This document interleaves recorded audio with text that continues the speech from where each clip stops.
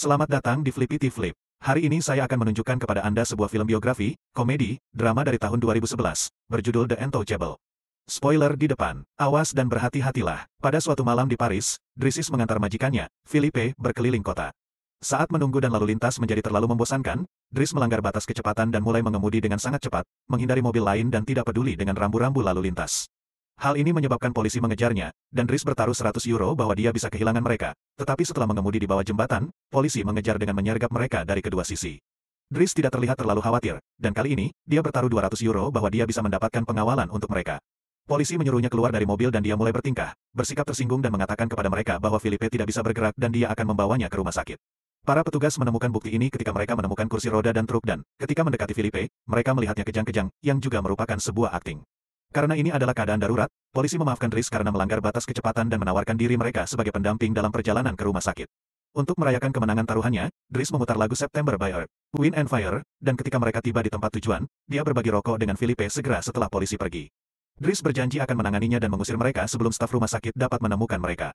Persahabatan ini dimulai beberapa bulan yang lalu. Philippe dan asistennya, Magali, sedang mengadakan wawancara untuk mencari pengasuh baru untuknya. Namun tidak berjalan dengan baik, karena semua pelamar memberikan jawaban yang sangat standar atau canggung untuk pertanyaan-pertanyaan wawancara.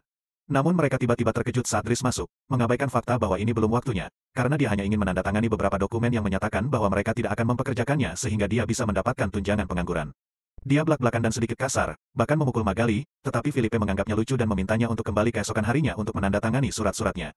Dris kembali ke rumahnya di lingkungan yang sederhana dan mencoba untuk mandi sementara semua adik-adiknya mengganggunya, hanya berhasil menyelesaikannya tepat waktu berkat saudara perempuannya, Mina, yang sedikit lebih tua dari yang lain dan lebih bertanggung jawab.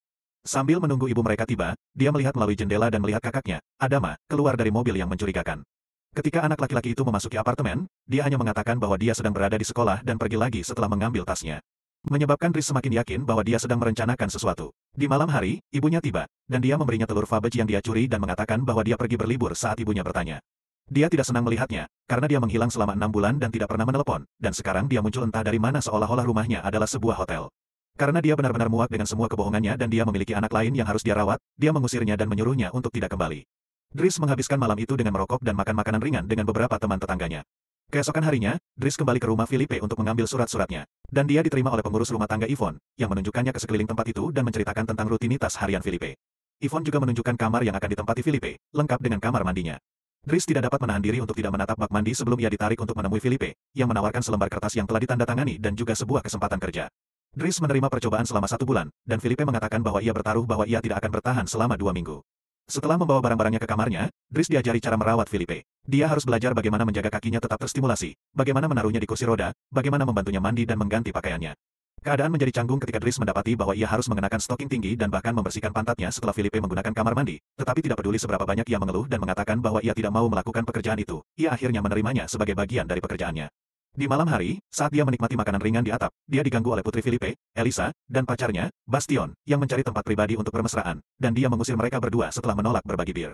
Dris dengan cepat terbiasa dengan rutinitas sehari-hari bersama Philippe, bahkan jika pada awalnya dia melakukan beberapa kesalahan yang dia pelajari, seperti menyerahkan telepon kepada Philippe alih-alih meletakkannya di telinganya atau melupakan monitor bayi saat mandi.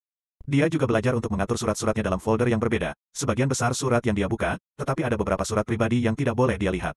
Ketika dia menemukan selebaran yang mempromosikan pendamping wanita, dia memutuskan untuk membuat file khusus untuk itu dan tidak membuangnya ke tempat sampah seperti yang dikatakan Philippe.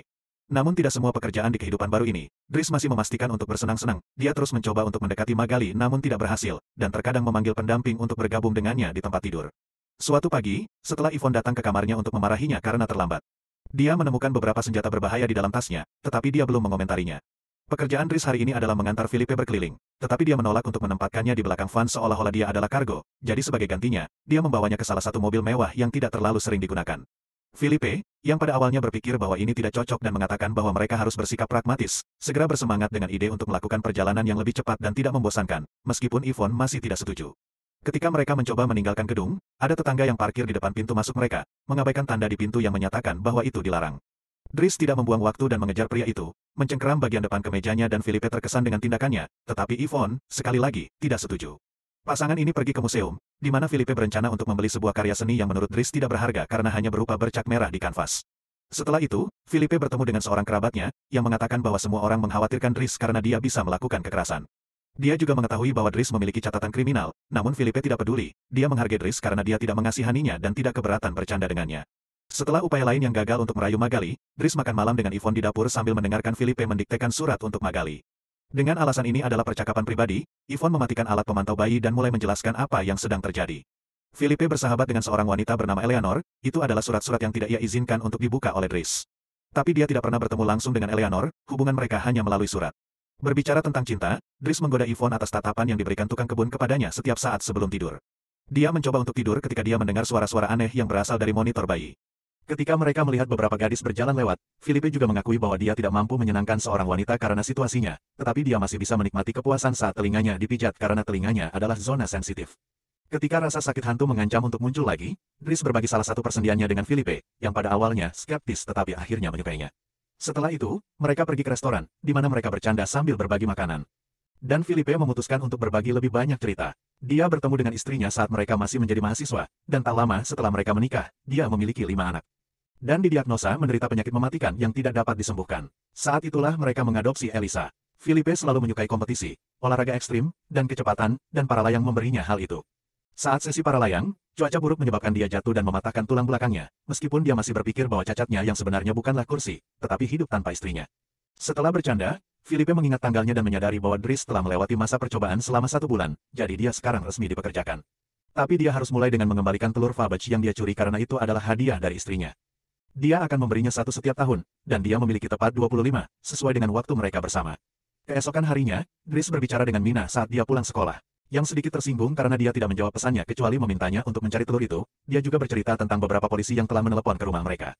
Setelah itu, dia mengunjungi Adama, yang mengaku bahwa dia ditemukan dengan 30 gram padanya.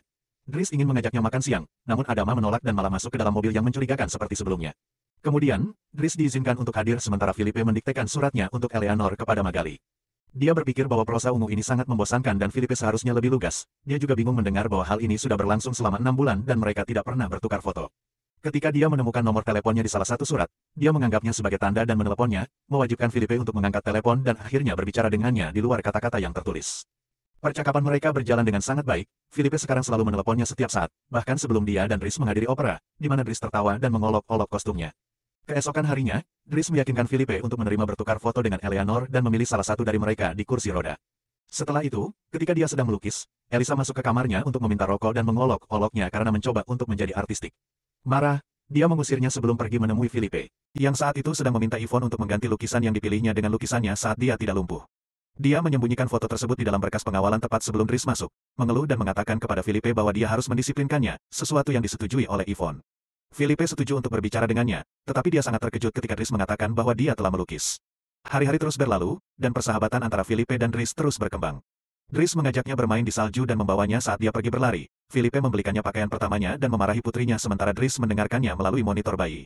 Ketika Dries menyelesaikan lukisan pertamanya, dia menunjukkannya kepada Magali, yang menamparnya ketika dia mencoba menciumnya. Namun, Philippe menyukai lukisan itu dan berjanji akan menjualnya. Mereka berdua bersenang-senang satu sama lain, menikmati hal-hal seperti mengendarai mobil yang lebih cepat, berbagi makanan, dan bahkan menyewa pengawal bersama.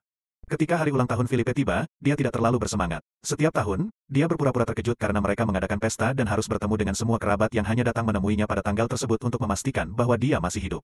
Philippe mengatakan bahwa itu semua akan membosankan. Sementara dia dan para tamu menikmati musik klasik, Dries mencari Alisa, yang menangis di kamarnya setelah meminum pil Yvonne, yang tidak akan membunuhnya seperti yang dia harapkan.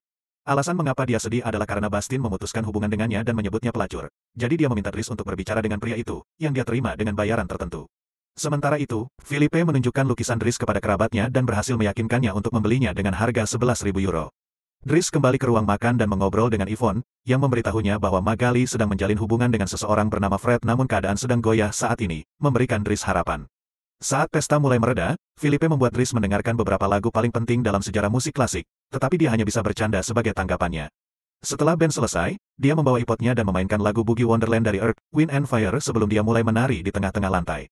Dia adalah seorang penari yang luar biasa dan dia bahkan meyakinkan anggota pesta lainnya untuk bergabung dan berdansa dengannya.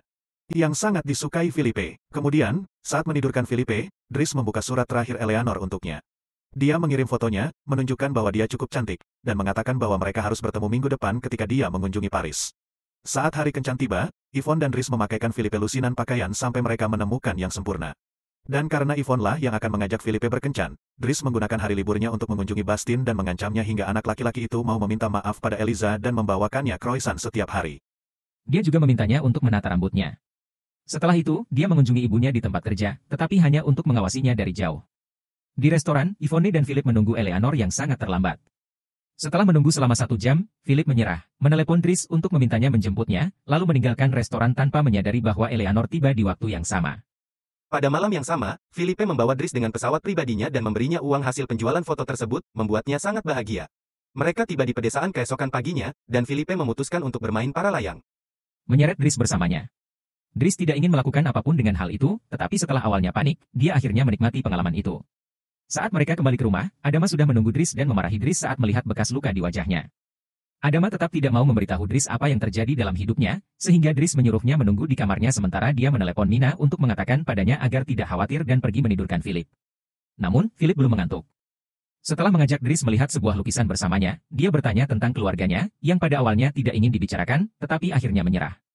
Ternyata Adama secara teknis bukanlah saudaranya dan orang tuanya sebenarnya bukan orang tuanya, mereka adalah bibi dan pamannya. Mereka mengambilnya dari Senegal saat ia berusia 8 tahun karena mereka tidak bisa memiliki anak, dan nama aslinya adalah Bakari Basari, tetapi karena anak-anak lain memiliki nama itu, mereka memanggilnya Idris, dan menjadi Dries. Suatu hari, bibinya secara ajaib bisa hamil. Dan setelah pamannya meninggal, ada pria lain dan lebih banyak anak juga. Dengan cara yang sama seperti Dries berbicara kepadanya tentang Elisa, Philip menunjukkan bahwa Adama membutuhkan disiplin. Jadi dia memecat Dries agar dia bisa berada di sana bersama keluarganya karena dia tidak bisa menghabiskan seluruh hidupnya untuk merawat orang tua.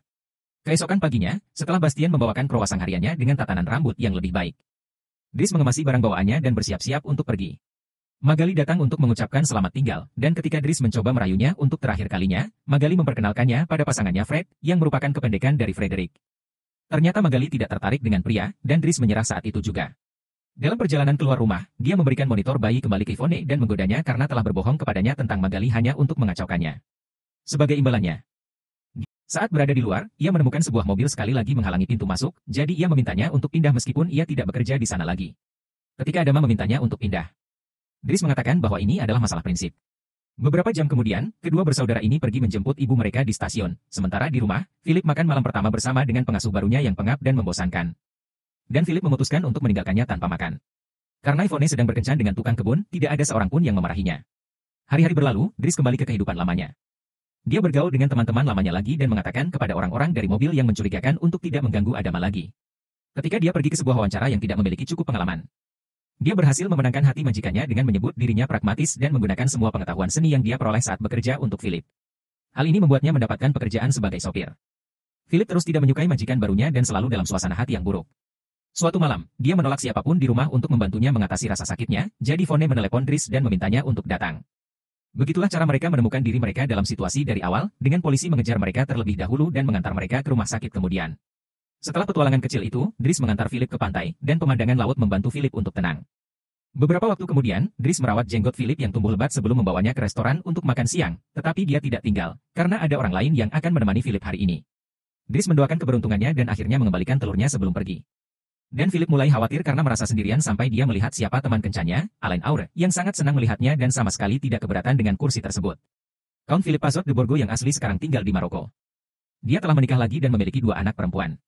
Dries yang asli, yang sebenarnya bernama Abdel Yasmin Selou, memiliki perusahaannya sendiri dan juga sudah menikah dengan 3 orang anak. Kedua pria itu terus menjadi teman dekat hingga hari ini.